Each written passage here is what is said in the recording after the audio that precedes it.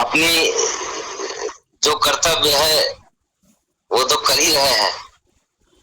नहीं, हम लोग कहीं ना कहीं सभी लोग सामूहिक तौर पर फेल कर रहे हैं, हम्म। क्योंकि सही तथ्य हम पब्लिक तक पहुंचा नहीं पा रहे हैं।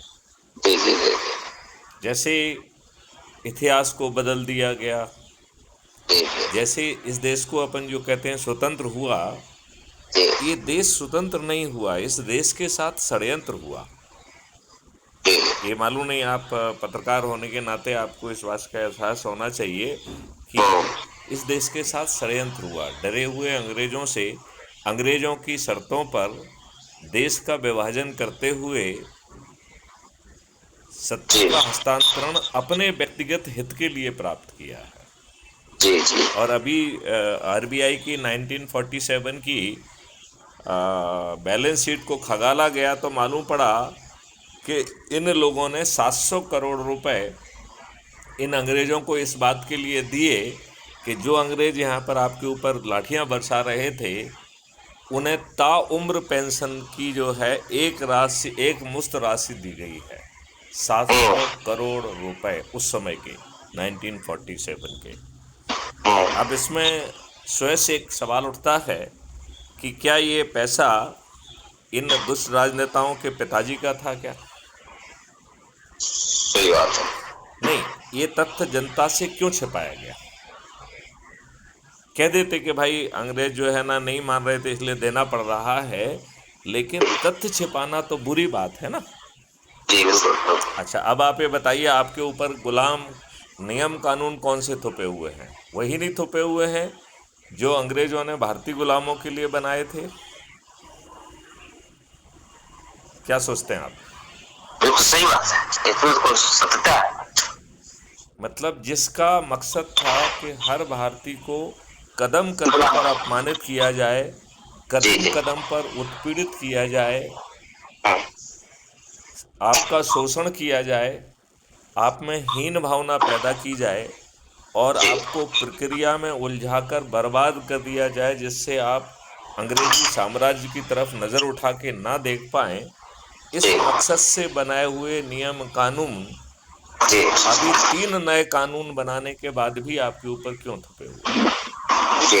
क्योंकि जो नए 3 कानून हैं, आप कितना मानते हैं कितना नहीं मानते हैं, आपसे पूछते हैं कि क्या ये old wine in new bottle नहीं है? जो थोड़े बहुत बदलाव किए गए हैं फॉरेंसिक्स को लेके, इलेक्ट्रॉनिक एविडेंस को लेकर, वो जी तो आवश्यकता थी। Otherwise it is almost the old wine in the new bottle, पुराना सेक्शन ए नया सेक्शन ए। जी। क्या हम भारतीयों में अक्ल का इतना अभाव है कि हम अपने लिए 3 कानून नहीं लिख सकते हैं? नहीं नहीं, ये बात अपने आप से पूछना पड़ेगी ना। नहीं नहीं, बिल्कुल सही बात। क्या सच में हम लोगों में दिमाग की कमी है? ये क्या तो हमारा अ, संविधान, हमारा जो संविधान लिखा गया, जी, तो आधे से ज्यादा तो बाहर से ले लिया गया। आ, हम स्पष्ट रूप से उसको कह सकते हैं कि 80% हिस्सा गवर्नमेंट ऑफ इंडिया एक्ट 1935 से कॉपी किया गया है, और जो 20% हिस्सा बाबा अंबेडकर ने जगह जगह से अच्छे प्रावधान खोजकर सम्मिलित किए, जिसमें fundamental right, directive principle of state policy जैसे बहुत सारे अच्छे चीज़ें जो है ना उन्होंने जगह जगह से खोजी और उन्हें समाहित की। लेकिन हमारे दुष्ट राजनेताओं ने उनको लेफ्ट राइट और सेंटर उसका वायलेशन किया। इस बात को समझना चाहिए ना। बिल्कुल सही सुरेश, बात। आपको ये मालूम है क्या, 55 कानून जो है बाबा अंबेडकर के जो 20% वाला हिस्सा है उसके वायलेशन में बनाए गए हैं, एक दो नहीं, 55।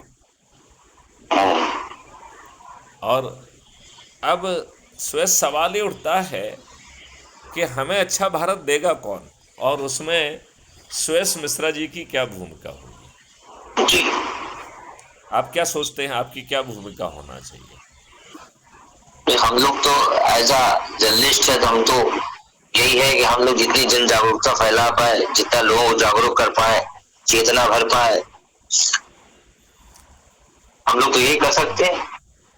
नहीं नहीं, आपके दो बड़े बड़े काम होते सकते हैं, लेकिन उस पे जाने के पहले एक दूसरी बात पहले थोड़ा विचार कर लेते हैं।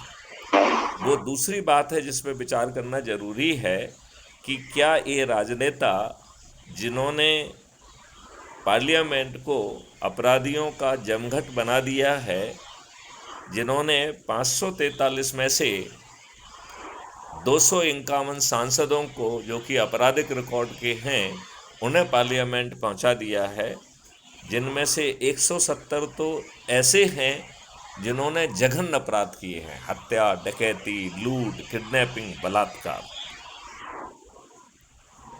जिसमें से 27 तो ऐसे हैं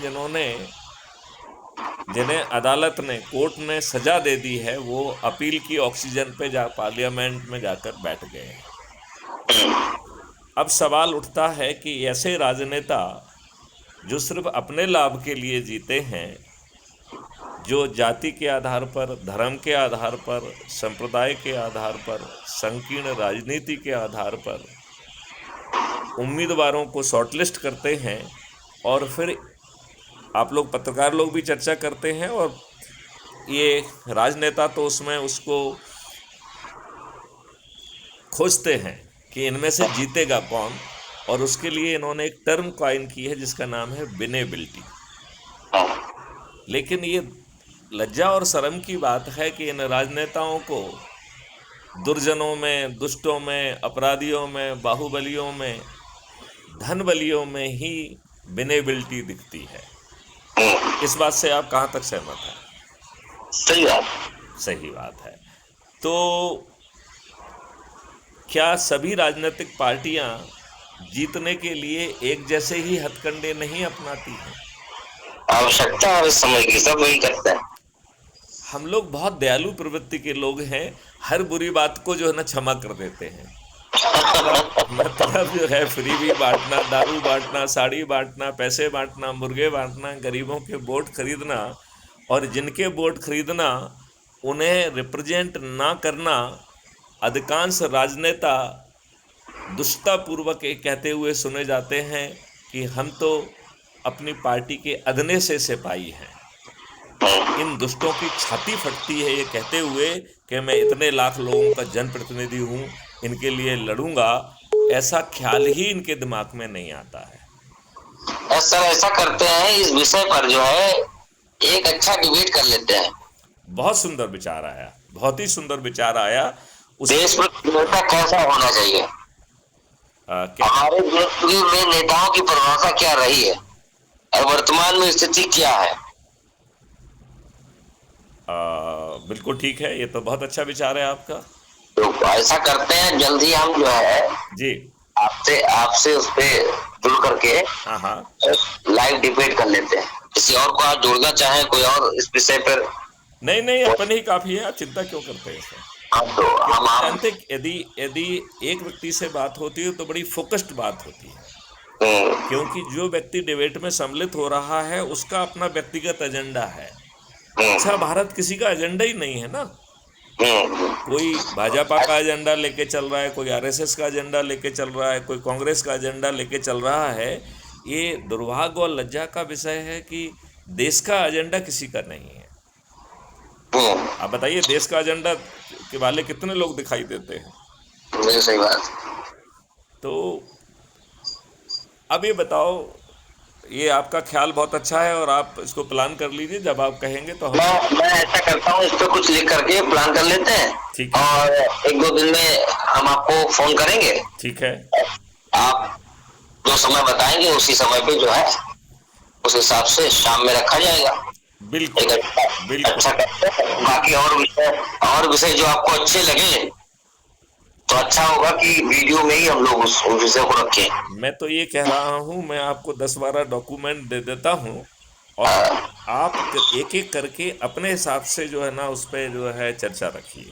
ठीक, पहले इसको हम रखते हैं, फिर आप और दीजिएगा हमें, वो उन विषयों पे रखते हैं। क्योंकि हमने तो वो मॉडल बना दिए हैं जिससे ये देश बदल जाएगा, और वो इतने पावरफुल हैं कि सत्ता का ताज आम आदमी के सिर पर चला जाएगा। गांव का सरपंच, मोहल्ले का पार्षद, शहर का मेयर, जिला पंचायत का अध्यक्ष, प्रांत का मुख्यमंत्री, उप मुख्यमंत्री, मंत्री, विधायक और देश का प्रधानमंत्री, उप प्रधानमंत्री, केंद्रीय मंत्री और सांसद, सभी जो है वही लोग होंगे जो अच्छे भारत का संकल्प लेके अधिक से अधिक लोगों को जोड़ेंगे। सही बात। और देश का कानून से लेके, कंडक्ट रूल से लेके हर चीज़ बदल जाएगी। आम आदमी को 5 मौलिक अधिकार मिलेंगे। सुयश मिश्रा जी, ज़रा ध्यान से सुनिए इस बात को कि रोजगार का मौलिक अधिकार तो होगा ही, लेकिन वो रोजगार कौन सा होगा? आपके पोटेंशियल का। तो सुयश मिश्रा जी ये बताइए, आज तक किसी ने सुयश मिश्रा जी का पोटेंशियल जानने की कोशिश की क्या? अब जहाँ इंटरव्यू देने जाते हैं वही पोटेंशियल तो देखा ही जाता है। नहीं, वो जहाँ आप इंटरव्यू देने जाते हैं वो आपका पोटेंशियल नहीं, वो उस पोस्ट के लिए आप सुटेबल हैं कि नहीं हैं, उसके कितने हित साधेंगे, उसे अपना हित देखना है, आपसे कोई लेना देना नहीं। मतलब जिस पद को उसने एडवर्टाइज किया है, उस इंटरव्यू में आप उसके हितों को कितना साध पाएंगे वो ये तलाशता है। उसे आपका पोटेंशियल क्या है वहाँ पहुँचाने में कोई रुचि नहीं है। इस बात को आप मानते हैं कि नहीं? नहीं, वो क्या देखता है? वो अपने लिए लाभ की चीज़ देखता है ना, कि इस पद के लिए जो हमें योग्यता चाहिए वो स्वयं में है कि नहीं है, और उससे हमारा कितना हिस्सा देगा, यही है कि नहीं है। लेकिन पहली बार मैथिली शरण गुप्त कह रहे हैं कि 144 करोड़ लोगों का पोटेंशियल नापने का एक अद्भुत प्रयास किया जाएगा, और आप जहां आज खड़े हुए हैं और आपका पोटेंशियल जहां आपको पहुंचाना चाहता है, उसका एक रोड मैप बनाया जाएगा। उस रोड मैप को छोटे छोटे माइलस्टोन में बांटा जाएगा, और हर माइलस्टोन को जो कि अचीवेबल होगा उसे 4 चीज़ें दी जाएंगी। पहले हम शिक्षा, हुनर और टेक्नोलॉजी इनेबलिंग कहते थे, लेकिन अब उसमें मुझे एक चीज़ और जोड़ना पड़ रही है जिसका नाम है संस्कार, क्योंकि हमने तो संस्कार विहीन युवाओं की फौज खड़ी कर दी है। लिहाजा संस्कार, शिक्षा, हुनर, टेक्नोलॉजिकल इनेबलिंग, और 6 महीने तक उसे सतत अभ्यास करा के सर्टिफिकेट ऑफ एक्सीलेंस दिया जाएगा। और उस सर्टिफिकेट ऑफ एक्सीलेंस को लेकर सुयश मिश्रा जी को बाजार में जाके ये नहीं कहना होगा कि देखो मैं अपने काम में एक्सीलेंट हूँ, मुझे जॉब दे दो।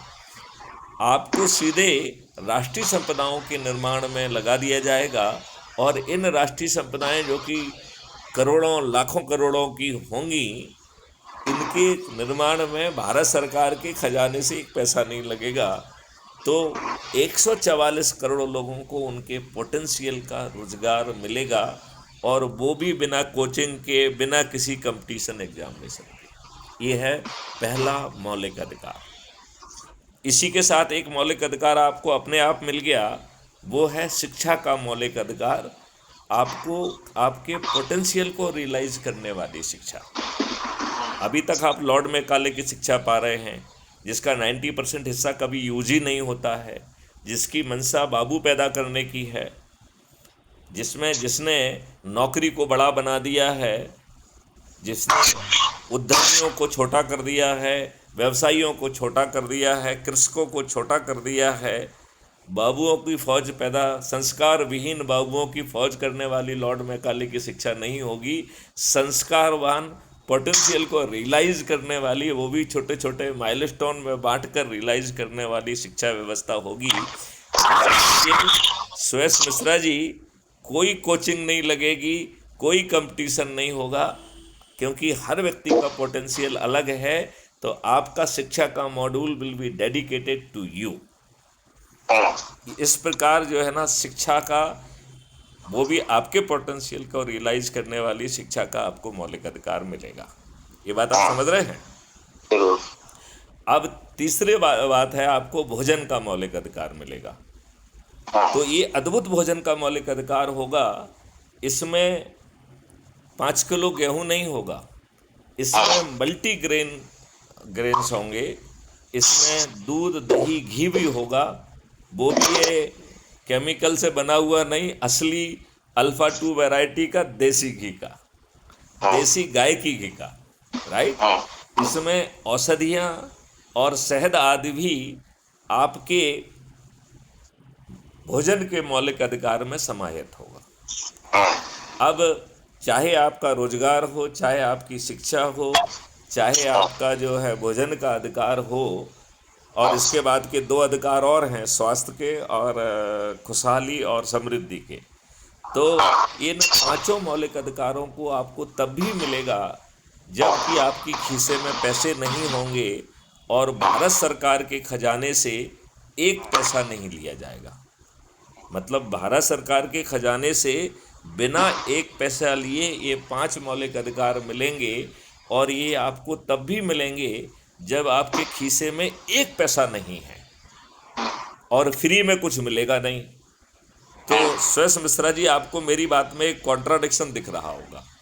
ऐसा तो कैसे होगा, बेचारा गरीब आदमी है, उसके पास पैसा है नहीं, फ्री में आप दोगे नहीं, सरकार से आप लोगे नहीं, तो उस बेचारे गरीब को, जिसको आप मौलिक अधिकार कह रहे हैं, ये मिलेगा कैसे? ये प्रश्न मुझे लगता है सुयश मिश्रा जी आपके जहन में भी उठ रहा होगा। उठ रहा है या नहीं उठ रहा है? बिल्कुल। तो इसके लिए हमने एक बहुत ओरिजिनल आइडिया लाया है, कल्प वृक्ष अकाउंट का। मतलब हर भारतीय को उसके ही बैंक अकाउंट का एक शैडो अकाउंट भी होगा उसके साथ में। जैसे आपकी छाया होती है, ऐसे ही आपके अकाउंट की एक छाया होगी, जिसे हमने नाम दिया है कल्प वृक्ष अकाउंट। इस कल्प वृक्ष अकाउंट में पीछे से 3 जगह से स्रोत आ रहे हैं। जब अपन उस पर चर्चा करेंगे तो मैं उसको विस्तारित करूंगा। मतलब इस कल्प वृक्ष अकाउंट में धन की कभी कमी होने का सवाल ही नहीं उठता, राइट। अपन इस मुद्दे पे चाहेंगे तो एक सेशन भी कर लेंगे, ठीक है ना। और यदि आपके अकाउंट में पैसा नहीं है तो बिना मांगे आपको जो है पैसा मिल जाएगा। तो सुयश मिश्रा जी, इसमें समझने वाली बात यह है कि आपको पैसा मांगना नहीं पड़ेगा, पैसे का कहीं से अनुमोदन नहीं होगा, बिना कहे बिना बोले आपको अपने आप जो है वो पैसा आपके ही कल्प वृक्ष अकाउंट से आपके खाते में आ जाएगा। और जो लोग भी, चाहे वो आपके पोटेंशियल को नाप रहे हों, चाहे वो आपके पोटेंशियल के लिए पाथवे बना रहे हों, चाहे वो उसे छोटे छोटे माइलस्टोन में बांट रहे हों, चाहे वो आपको संस्कार, शिक्षा, हुनर, टेक्नोलॉजी और सतत अभ्यास करा के सर्टिफिकेट ऑफ एक्सीलेंस दे रहे हों, या आपको भोजन का मौलिक अधिकार दे रहे हों, या स्वास्थ्य का मौलिक अधिकार दे रहे हों, या तो जो भी आपके लिए कंट्रीब्यूट कर रहा है उसको आपके खाते से रियल टाइम भुगतान हो रहा है। और जब आपके पास नहीं है तो वो कल्प वृक्ष अकाउंट से आ रहा है। सुयश मिश्रा जी, इस बात को आप समझ रहे हैं? तो ये पैसा जो है अपने आप आपके अकाउंट में आएगा, इसे कोई अनुमोदित नहीं कर रहा है, आपको कहीं आवेदन नहीं लगाना है, राइट। कोई बैंकिंग का ऑफिसर नहीं बैठा हुआ पीछे जो आप उसको एप्लीकेशन दोगे, please give me this much money, और वो उसको अप्रूव दबा रहा है। नो, ये अपने आप होगा और आपके ही अकाउंट से पैसा जो है जिस जिस सेवाएं आपको मिल रही हैं उसके लिए पट जाएगा।